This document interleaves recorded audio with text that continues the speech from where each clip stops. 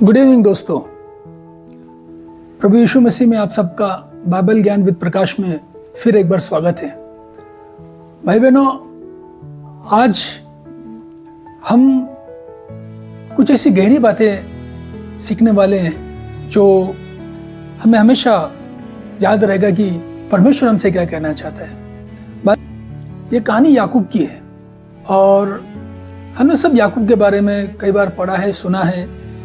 याकूब इसहाक का बेटा था और इसहाक अब्राहम का बेटा था।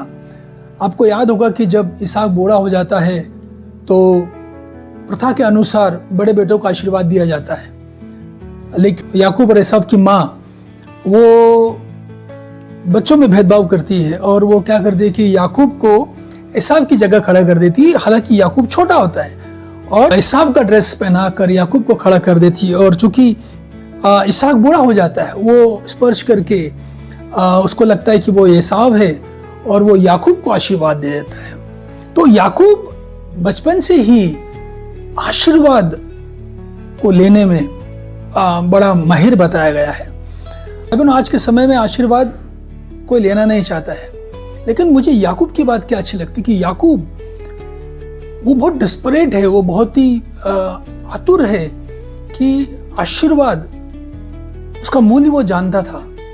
और आज संसार में लोग आशीर्वाद नहीं देना चाहते, नहीं लेना चाहते हैं। लेकिन ये कहानी हम आज आशीर्वाद के बारे में बात करेंगे और साथ साथ में रिश्तों के बारे में बात करेंगे कि इस आशीर्वाद को पाने के चक्कर में याकूब और एसाव में जो शत्रुता पैदा होती है, जो भेद द्वेष पैदा होता है, वो कैसे दूर होता है। तो एक तो है आशीर्वाद, दूसरा है कि रिश्ते अगर हमारे टूटे हुए हैं तो हमें क्या करना चाहिए। ठीक है, तो आइए चलते हैं कहानी में। विनती कि आप जरूर ध्यान से इसको सुनना और मेरी विनती आपसे कि अगर आपको पसंद आए तो जरूर सब्सक्राइब करना और लाइक करना।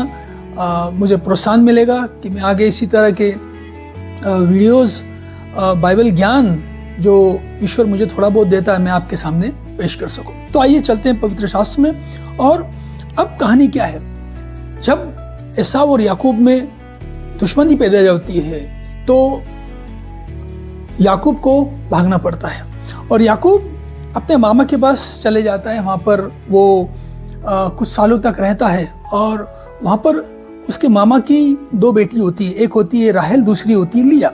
और राहेल वो सुंदर थी। राहेल सुंदर होने के कारण याकूब उसे पसंद करने लगता है और वो उसके मामा को कहता है कि मुझे आप राहेल दे दीजिए। तो वो कहता है ठीक है, 7 साल आप मेरी सेवा करो, मैं आपको राहेल दे दूंगा। तो 7 साल तक उसकी सेवा करता है। 7 साल के बाद लिया देखने में थोड़ी सी धुंधली थी, तो लिया के पिताजी यानी याकूब के, मैं तो राहेल से प्यार करता था, आपने मेरा विवाह लिया से करवा दिया। तो वो कहता ठीक है और 7 साल काम करो। तो इस प्रकार 7 14 साल तक वो काम करता है। बच्चे हो जाते हैं और उसकी जो धन संपत्ति वो बढ़ने लगती है। जब धन संपत्ति बढ़ती है तो लाबान के बच्चे और याकूब, इन दोनों की जो संपत्ति बढ़ने के कारण उनमें टकराव पैदा होता है। अब सबसे बड़ी जो बात है 31 में जब इनमें वाद विवाद शुरू हो जाता है तो वचन 3 क्या कहता है। वचन 3 कहता है, यहोवा ने याकूब से कहा, अपने पितरों के देश और अपनी जन्मभूमि को लौट जा, मैं तेरे संग रहूंगा। भाई बहनों, यहाँ पर जो आज्ञा मिली थी वो यहोवा से याकूब को आज्ञा मिलती है कि अब तू जा, मैं तेरे संग में रहूंगा और जो देश मैंने अब्राहम को दिया था, जो जन्मभूमि मैंने अब्राहम को दी थी, वहां तू लेट जा और मैं तेरे संग रहूंगा। अब याकूब क्या करता है, अपनी पत्नियों को बुलाता है, दोनों पत्नियों को बुलाता है कि इस प्रकार की बातें परमेश्वर ने मुझसे की है। और फिर वो लोग क्या करते हैं, अपना सारा जो भी धन संपत्ति इकट्ठा करते हैं और वो जनपद भूमि की ओर निकल पड़ते हैं। और याकूब, इन दोनों के बीच में है शत्रुता, क्योंकि याकूब ने उसका अधिकार, आशीर्वाद छीना था। अध्याय 32 में याकूब अपना मार्ग लेता है और उसके हाथ संदेश भेजता है। तो क्या करता है, बहुत सारे गाय, बैल, भेड़, बकरियां और दास दासियां उस दूत के साथ भेजता है, ऐसे कि उसके जाने के पहले ये गिफ्ट्स अपने भाई को वो देकर उसके क्रोध को शांत कर सके। लेकिन दूत लौटकर क्या कहता है कि हम एसाव के पास गए थे और वह तुझसे भेंट करने के लिए आ रहा है, लेकिन 400 पुरुष के साथ वो तेरा इंतजार कर रहा है। और ये सुनकर याकूब बहुत डर जाता है और डर के कारण वो अध्याय 32 वचन 9 क्या कहता है, मैं आपके लिए पढ़ता हूं। फिर याकूब ने कहा, हे यहोवा, हे मेरे दादा अब्राहम के परमेश्वर, हे मेरे पिता इसहाक के परमेश्वर, तूने मुझे से क्या कहा था कि अपने देश और जन्मभूमि में लौट जा और मैं तेरी भलाई करूंगा। याकूब यहाँ परमेश्वर को याद दिला रहा है कि परमेश्वर आपने कहा था कि मैं अपने जन्मभूमि को लौट जाऊं, और होता क्या है, देखिए परमेश्वर मेरा भाई 400 पुरुष लेकर वो मेरा इंतजार कर रहा है ताकि वो मेरा घात कर सके। वचन 11 क्या कहता है, वचन 11 में वो कहता है, मेरी विनती सुनकर मुझे मेरे भाई एसाव के हाथ से बचा, मैं तो उससे डरता हूं, कहीं ऐसा ना हो कि वह आकर मुझे और मां समेत लड़कों को भी मार डाले। दो भाई जिसमें इतनी शत्रुता है कि याकूब भय से भरा हुआ है, कारण कि उसने बचपन में उसके आशीर्वाद को चुराया था और अभी उसका भाई उसके सारे परिवार को मारने वाला है। और याकूब क्या कर रहा है, वो प्रार्थना कर रहा है। तो परमेश्वर याकूब और एसाव को मिला रहा है, ये कहानी परमेश्वर की है। परमेश्वर ने याकूब को कहा तू जाके मिल अपने भाई को, जन्मभूमि पे जा, और यहाँ पर याकूब प्रार्थना कर रहा है कि परमेश्वर मेरे भाई के हाथ से तू मुझे बचा। तारा क्या कहता है कि तूने तो कहा था कि मैं निश्चय तेरी भलाई करूंगा और तेरे वंश को समुद्र की बालू के किनकों के समान करूंगा, जो बहुतायत के मारे गिने नहीं जा सकते। अब यहाँ पर याकूब परमेश्वर के उसके वादों की याद दिला रहा है। परमेश्वर आपने तो वादा किया था कि आप क्या करेंगे, परमेश्वर आप मुझे आशीर्वाद करेंगे, आप मेरे साथ भलाई करेंगे, लेकिन यहाँ तो मैं मुसीबत में पड़ गया, आपके कहने पर यहाँ पर मैं आया हूँ और मेरा भाई मेरे जान का दुश्मन है। डर के मारे याकूब क्या कर रहा है, अपने भाई के क्रोध को शांत करने के लिए वो गिफ्ट्स आगे भेज रहा है, संपत्ति को आगे भेज रहा है ताकि उसके भाई का क्रोध शांत हो जाए। लेकिन वो भूल गया था कि उसको भेजने वाला परमेश्वर था। परमेश्वर को रिश्ते मिलाने के लिए कोई गिफ्ट्स की जरूरत नहीं है। और ये कहानी यहीं से शुरू होती है भाई बहनों कि अब याकूब डरा हुआ है, उसका भाई उससे बदला लेने के लिए खड़ा है। और उत्पत्ति अध्याय 32 में वचन 22 से हम आगे पढ़ेंगे। बहुत सुंदर कहानी भाई बहनों, मेरी विनती है आप इसको जरूर सुनना और देखना कि परमेश्वर याकूब को और एसाव को मिलाने वाला है, लेकिन उसके बीच में वो क्या करता है, उसके बीच में वो क्या करता है। इन दोनों के बीच में परमेश्वर आते हैं और परमेश्वर किस रीति से अद्भुत चमत्कार करते हैं कि इनका रिश्ता जो शत्रुता में बदला था वो किस तरह से उसकी गर्माहट कम हो सके। तो वचन 22 का कहता है, उस रात वो उठा और अपने दोनों स्त्रियों और दोनों दासियों और 11 लड़कों के संग लेकर घाट से यब्बोक नदी के पार उतर गया। अब ने क्या हुआ, उस रात उसने अपनी दोनों स्त्री, बाल बच्चे, 11 लड़के यब्बोक नदी के पार उतर गया। याद रखिए याकूब नाम है, यब्बोक नदी है। वचन 23 कहता उसने उन्हें उस नदी के पार उतार दिया, वरन अपना सब कुछ पार उतार दिया। उसने क्या किया, वचन 23 में सब कुछ नदी के पहले उतार दिया, सब कुछ। और अभी वो क्या कर रहा है, वो यहां पर आ गया है, अकेले है, वो अकेले रह गया। वचन 24 कह रहा है, और याकूब आप अकेला रह गया, तब कोई पुरुष आकर पौ फटने तक उससे मलयुद्ध करता रहा। क्या हुआ भाई बहनों, भाई बहनों, ये डरा हुआ है, सहमा हुआ है, और अचानक पुरुष आता है और वचन कहता है कि वो उससे युद्ध करने लगा, वो भी पौ फटने तक, सुबह तक। याकूब ये युद्ध नहीं चाहता था, ये युद्ध उस पर थोपा गया।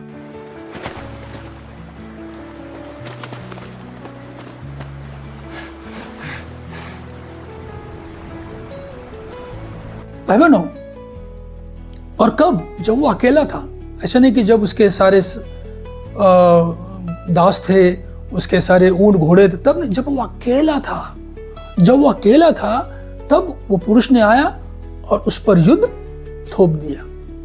परमेश्वर जब हमें बदलता है या बदलना चाहता है तो सारी चीजों को अलग कर देता है। पत्नी अलग हो गई, उसके बच्चे अलग हो गए, दास दासिया संपत्ति सब अलग हो गई, और वो अकेला रह गया।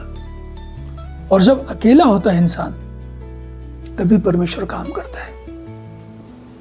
अगर आपके जीवन में आपको ऐसा लगता है कि सबने आपको छोड़ दिया है, आपने जिनके साथ भलाई की, जिनको मदद किया, जिनके लिए आप जागे, जिनको आपने अपने बच्चों के समान पाल पोस के बड़ा किया, जिनके दुख में आप खड़े रहे, जिनके लिए आपने अपना बेच दिया, और अचानक मालूम पड़ता है कि कोई नहीं है, नोबडी इज देयर। वो अकेलापन बहुत अच्छा होता है भाई बहनों, क्योंकि वही अकेलापन परमेश्वर हमसे बातें करते हैं, क्योंकि वो युद्ध हमारे और परमेश्वर के बीच में होता है। याकूब यब्बोक नदी को पार करता है, मलयुद्ध जिसे यब्बीक कहा जाता है। याकूब यब्बोक नदी और यब्बेक यानी मलयुद्ध, इसके नाम से, और जो मेरे ख्याल से हिब्री पाठक हैं उनको ये बहुत आकर्षित करती होगी ये नाम, याकूब, यब्बोक, यब्बीक। खैर ये बहुत ही गहरी बात है, लेकिन लड़ाई शारीरिक थी, वास्तविक थी। ये ऐसे नहीं कि काल्पनिक थी, शारीरिक सचमुच लड़ाई हो रही थी। ये सुबह तक लड़ाई चली और याकूब को पता ही नहीं कि वो किससे लड़ रहा है। याकूब को पता ही नहीं वो किससे लड़ रहा है। अगर याकूब को पता होता कि वो परमेश्वर से युद्ध लड़ रहा है तो वो शायद हाथ ही ना उठाता। उसे पता ही नहीं था कि वो किससे युद्ध कर रहा है, बस युद्ध कर रहा है, युद्ध कर रहा है। वचन 25, जब उसने देखा कि मैं याकूब पर प्रबल नहीं होता, तब उसकी जांघ की नस को छुआ और याकूब की जांघ की नस उससे मलयुद्ध करते करते छड़ गई। क्या हुआ? और इससे क्या हुआ? इससे याकूब अपंग हो गया।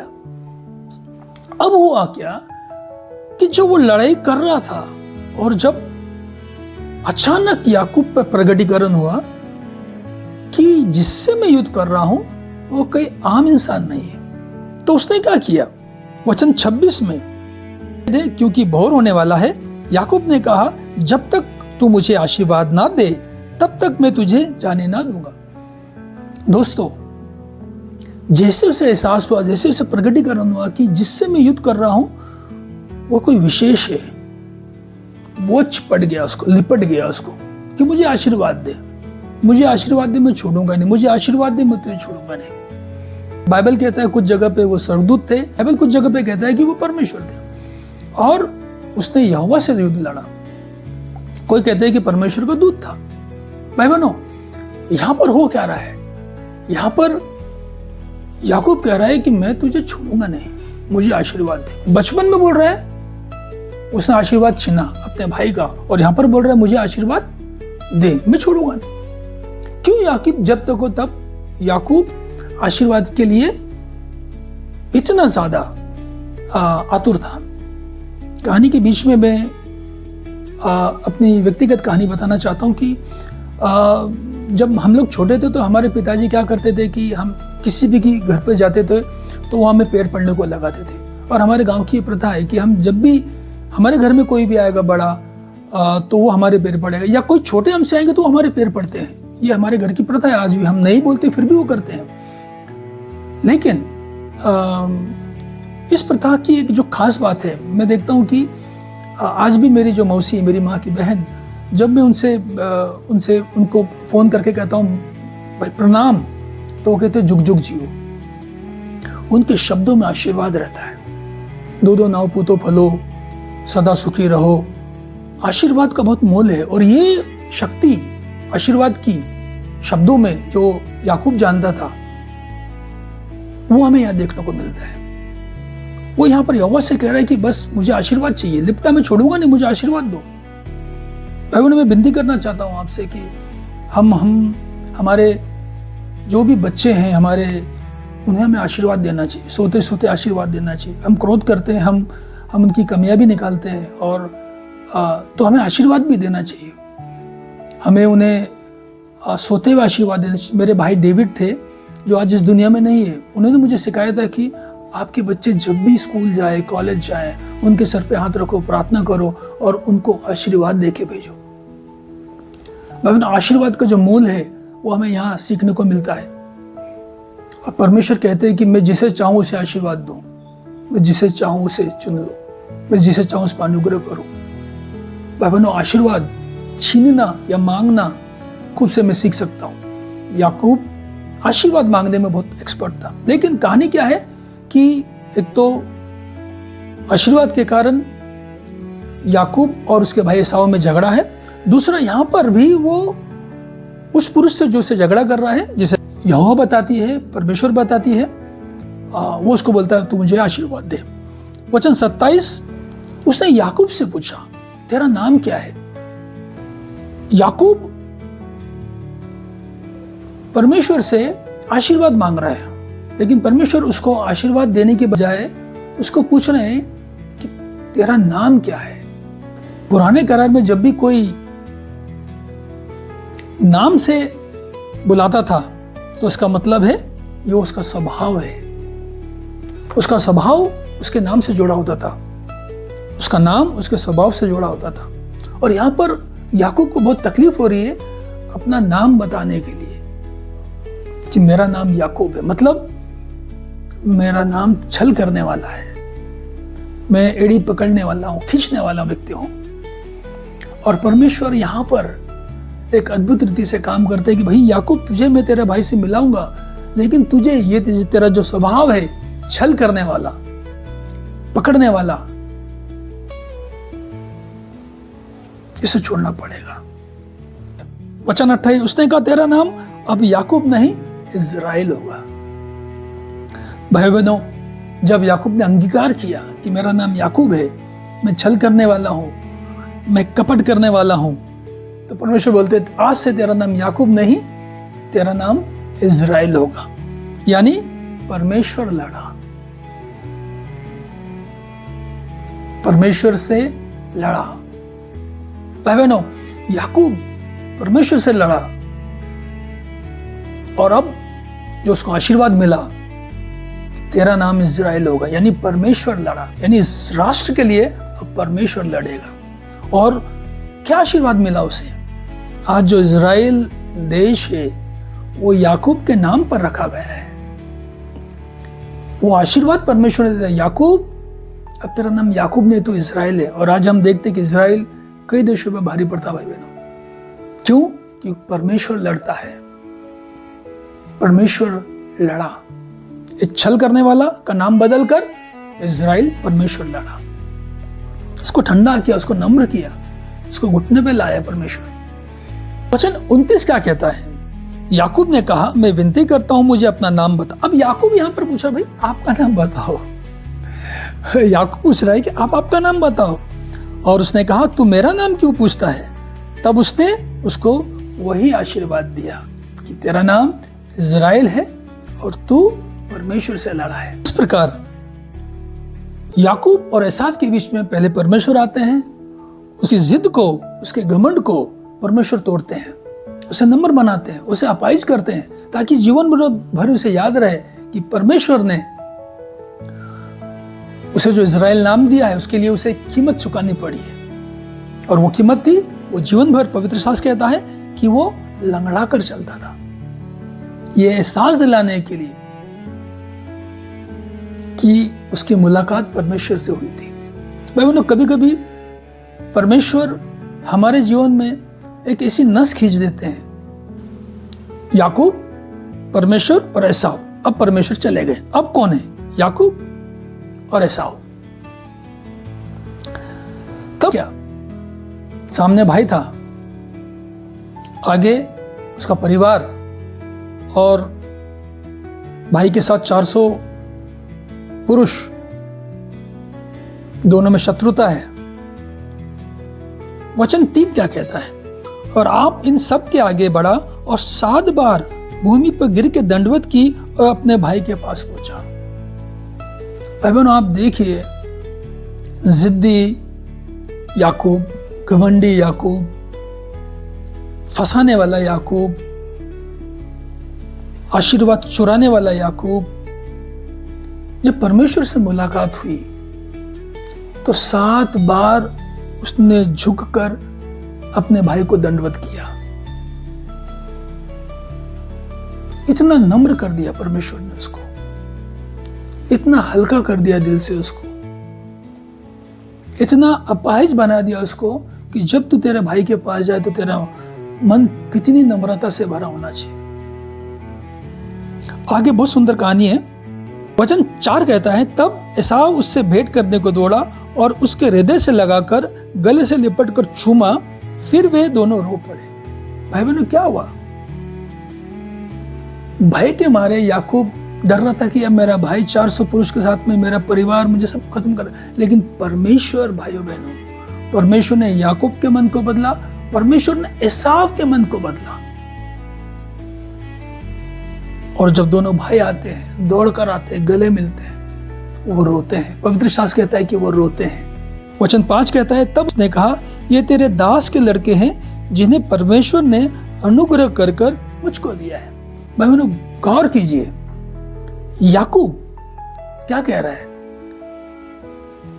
याकूब अपने भाई यूसुफ को कह रहा है कि मैं तेरा दास और ये दास के बच्चे हैं। वो नौकर बन गया, वो बोल रहा मैं तेरा दास हूं, तेरे दास के बच्चे हैं। कितनी नम्रता है।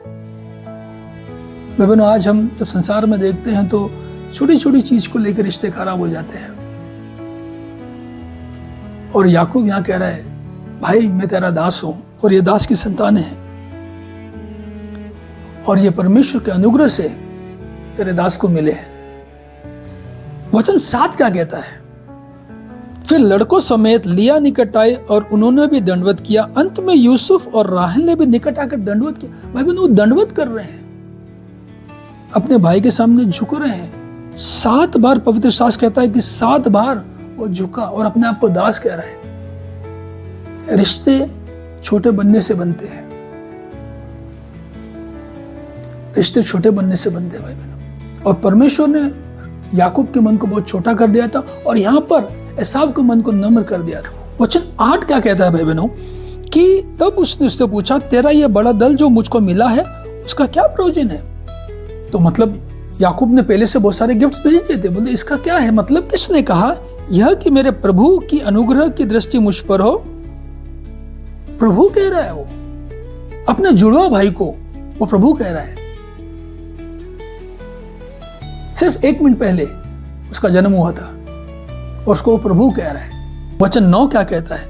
एसाव ने कहा, हे मेरे भाई, मेरे पास तो बहुत है, जो कुछ है वो तेरा है, तेरा ही रहे। एसाव ने लेने से इनकार कर दिया, मुझे नहीं चाहिए, जो कुछ तेरा वो तेरे पास नहीं दे, मेरे पास बहुत है।